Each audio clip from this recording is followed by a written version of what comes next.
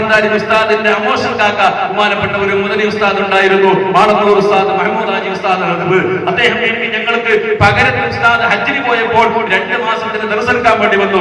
അങ്ങനെ എന്നോട് അത് ഉസ്താദ് പല തങ്ങൾ തമാശ പറയുന്ന കൂട്ടത്തിൽ പറഞ്ഞു, എന്താണ് അസീസ് നീ ബേജാറാക്കുന്നത്, നിനക്കെന്താ പേടി?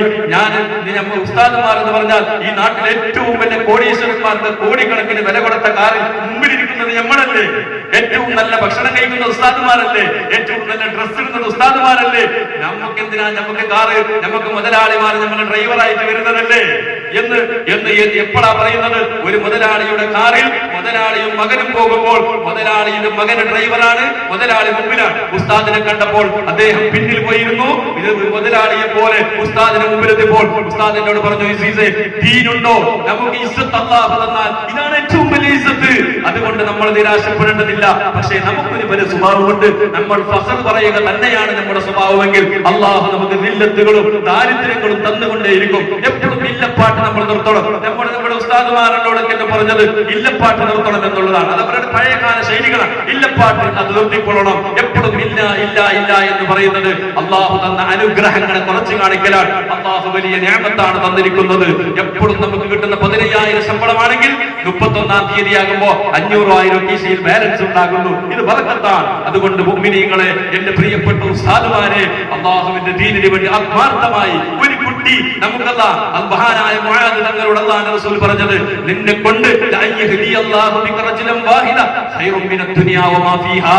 മുആദ് തങ്ങളോട് മദീന വിട്ടു പോകാൻ മടിച്ച മുആദ് തങ്ങളോട് അല്ലാഹുവിന്റെ റസൂൽ പറഞ്ഞു, മുആദേ നീ ബേജാറാവണ്ട, മദീന വിട്ട് മദീന എന്നെ വിട്ടുകൊണ്ട് പോകുന്ന ബേജാറുണ്ടല്ലേ, നിന്നെ കൊണ്ട് ഒരാൾ നന്നാവുക എന്നുള്ളത്, ഒരു വ്യക്തി നന്നാവുക എന്നുള്ളത്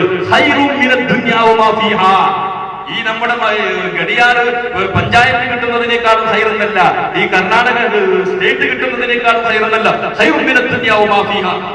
ദുനിയാവിലുള്ള സകല വസ്തുക്കളും കിട്ടുന്നതിനേക്കാളും ഹൈറാൻ നമ്മളെ കൊണ്ട് ഒരാൾ നന്നാവുക എന്നുള്ളത്. അതുകൊണ്ട് ഇത്തരം വലിയ നേട്ടമുള്ള മഹത്വമുള്ള കാര്യത്തിലേക്ക് അള്ളാഹു നമ്മളെ സെലക്ട് ചെയ്തു, ചോദിച്ചു വാങ്ങിയതല്ല. അള്ളാഹു നമ്മൾ അവന്റെ ഇഖ്തിയാറോടുകൂടെ നമ്മൾ ഇതിലേക്ക് ചേർത്തിട്ടുണ്ട്. അള്ളാഹു നിലനിർത്തി തരട്ടെ. മരിക്കുന്നത് വരെ, മരണത്തിന്റെ അവസാന ദിവസവും അന്നത്തെ രാവിലത്തെ മദ്രസും കൂടിയെടുത്ത് ദീനിനു വേണ്ടി സേവനം ചെയ്ത് മരിക്കാനുള്ള തൗഫീഖ് അല്ലാഹു നമുക്ക് നൽകട്ടെ. അല്ലാഹു നമ്മുടെ പണ്ഡിതന്മാർക്ക് അല്ലാഹു ഇസ്സത്ത് നൽകട്ടെ എന്ന് മാത്രം പ്രാർത്ഥിച്ചുകൊണ്ട് ഇൻഷാ അല്ലാഹ് ഇവിടെ സഹകരിച്ച് സഹായിച്ച എല്ലാവർക്കും അല്ലാഹു അർഹമായ പ്രതിഫലം നൽകട്ടെ. നാട്ടിലെ നേതാക്കന്മാർ, ഉമറാജി അടക്കം ബഹുമാനപ്പെട്ട